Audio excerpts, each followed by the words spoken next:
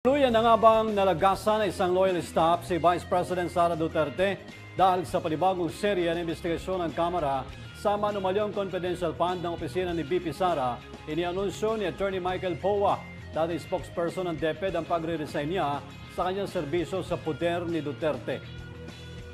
To inform the Honorable Committee that I am no longer connected po with the Office of the Vice President. Hindi na po ako, yung consultancy contract ko po was already pre-terminated, Your Honor.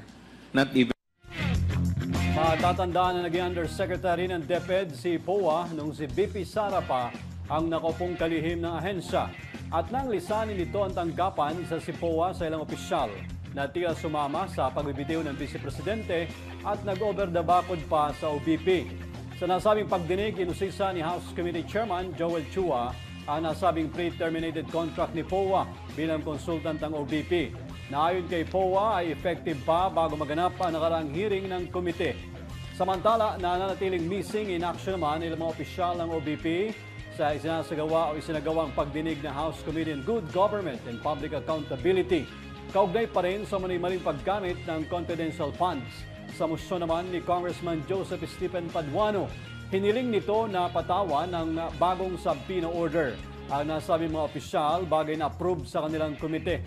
Ibinabala naman ni Representative Joel Chua ang mas mabigat na parusa sa mga OBP officials kung patuloy nitong dededmahin ang Kamara sa kanilang mga kautusan. Batay sa impormasyon ng House Blue Ribbon Committee, isa sa 7 OBP official na pinababantayan ng Kamara, isa dito ang di umano'y nakalabas na ng bansa. Lahat po ba itong subject ng ating subpoena ay nasa Pilipinas pa o meron ano yung mga travel record nila? Your Honor, per coordination or in coordination with Attorney Ongkad, all the 7 of whom we have requested travel records, only 1 left the country last night per information received.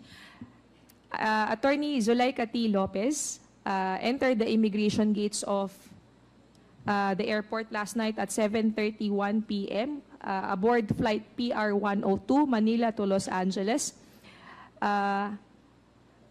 But the rest are still in the Philippines. However, for Ms. Gina F. Acosta, considering that she has many multiple namesakes, the Bureau of Immigration is unable to provide information as to her latest travel records, Your Honor.